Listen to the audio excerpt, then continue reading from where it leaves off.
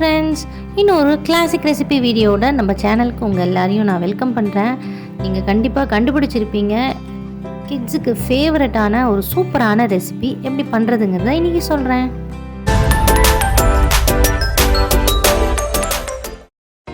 இன்றைக்கி நம்ம bread noodles role தான் பண்ண போகிறோம்.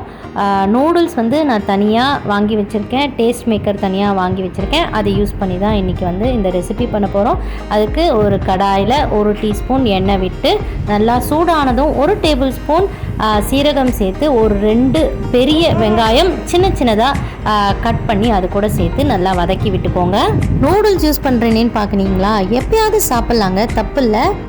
சரி, ஓகே. வெங்காயம் வதங்கினதுக்கு அப்புறமா 1 table spoon red chilli powder, அதுக்கப்புறம் ஒரு 1/2 டீஸ்பூன் மஞ்சப்பொடி, 2 சேர்த்து நல்லா வதக்கி விட்டுட்டு அதுக்கப்புறம் 1.25 ஸ்பூன் அளவுக்கு நீங்கள் உப்பு சேர்த்துக்கோங்க. உப்பு இதுவே போதும், இதுக்கு மேலே நீங்கள் உப்பு சேர்க்கவே வேண்டாம். இதுக்கப்புறமா ஒரு பெரிய தக்காளி பொடி பொடியாக கட் பண்ணி இந்த வெங்காயத்தை கூட நீங்கள் சேர்த்து நல்லா வதக்கி விட்டுக்கோங்க. நல்லா கிளறி விட்டதுக்கு அப்புறமா இந்த டேஸ்ட் மேக்கர் இருக்கு இல்லையா, நூடுல்ஸ் மசாலா பொடி, அது நீங்கள் சேர்க்கணும். நான் 2 பேக்கெட் சேர்த்துருக்கேன். நான் 2 நூடுல்ஸ் சேர்க்கறதுனால 2 பேக்கெட் சேர்த்துருக்கேன். நீங்கள் எவ்வளோ நூடுல்ஸ் சேர்க்குறீங்களோ அந்த அளவுக்கு சேர்த்துக்கோங்க. சேர்த்ததுக்கு அப்புறமா ஒரு பெரிய டம்ளர் அளவுக்கு தண்ணி போட்டு நல்லா மிக்ஸ் பண்ணிவிட்டு நம்ம இப்போ நூடுல்ஸ் சேர்க்க போகிறோம். நூடுல்ஸ் ஓரளவுக்கு பீஸாக உடச்சி இது கூட சேர்த்துக்கோங்க. தேவைப்பட்டால் இன்னும் கொஞ்சம் கூட நீங்கள் தண்ணி ஆட் பண்ணலாம். ரொம்ப ஆட் பண்ணிடாதீங்க. ரொம்ப ஆட் பண்ணால் நம்மளால் ப்ரெட்டில் ஸ்டஃப் பண்ண முடியாது. இப்போது இதை நீங்கள் மூடி வச்சு ஒரு 2லேருந்து 3 நிமிஷம் வரைக்கும் வேக விட்டுருங்க. அதுக்கப்புறம் கொஞ்சோண்டு பொடி பொடியாக கொத்தமல்லியை கட் பண்ணி இது கூட சேர்த்து நம்ம ஸ்டவ்வை ஆஃப் பண்ணிடலாம்.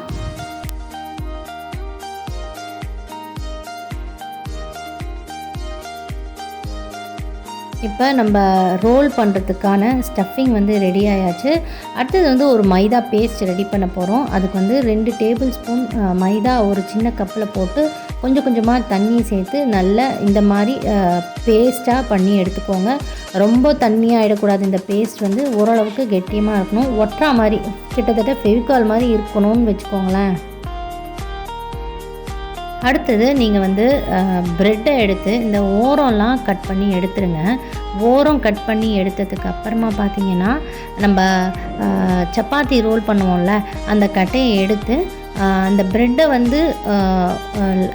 ஜென்டிலாக மெதுவாக ப்ரெட்டு மேலே நல்லா அழுத்தி ரோல் பண்ணி விடுங்க. ரொம்ப ஃப்ளாட்டாக பண்ணிடக்கூடாது, அப்புறம் ப்ரெட்டு பிஞ்சு போயிடும். ஓரளவுக்கு ஃப்ளாட் ஆனதுக்கப்புறம் விட்டுருங்க. இதில் நம்ம நூடுல்ஸ் மசாலாவை வச்சு ஸ்டஃப் பண்ணிக்கலாம்.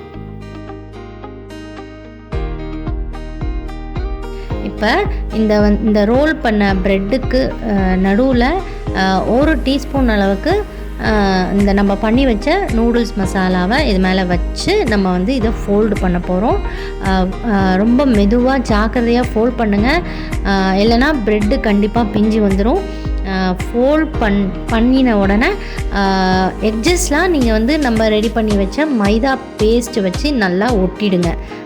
நடுவில் ஒட்டணும். அதுக்கப்புறம் 2 எட்ஜஸ்லேயும் நீங்கள் மைதா பேஸ்ட் போட்டு ஒட்டணும். ஒட்டிட்டு ஒரு பேனில் இதை நம்ம ஷாலோ ஃப்ரை பண்ணி எடுத்துக்க போகிறோம்.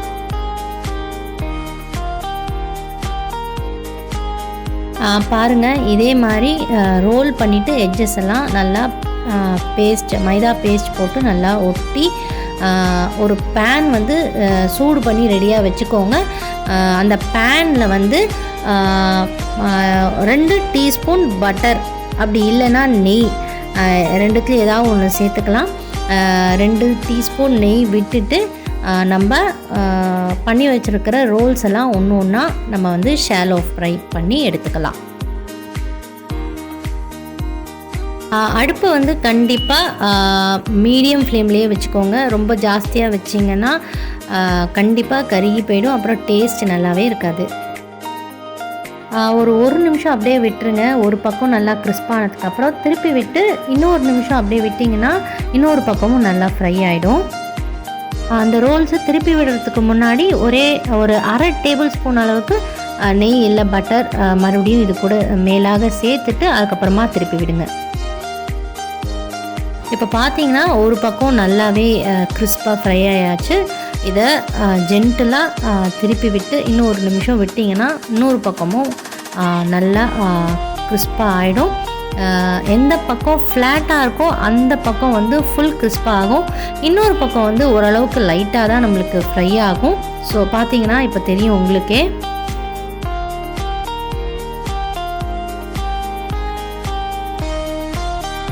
இப்போ நம்மளோட சூப்பர் டேஸ்டி ஸ்நாக் வந்து ரெடி ஆயாச்சு. இதை வந்து நீங்கள் வந்து சர்வ் பண்ணிடலாம். கண்டிப்பாக நீங்கள் உங்கள் வீட்டில் இதை ட்ரை பண்ணி பாருங்கள். ரொம்பவே டிஃப்ரெண்ட்டாக இருக்கும். எப்பயும் போல் வெறுமை நூடுல்ஸ் பண்ணி சாப்பிட்றதுக்கு இந்த மாதிரி நீங்கள் ட்ரை பண்ணிங்கன்னா கண்டிப்பாக டேஸ்ட் ரொம்பவே நல்லாயிருக்கும். ட்ரை பண்ணி பார்த்துட்டு எனக்கு மறக்காமல் கமெண்ட் பண்ணுங்கள்.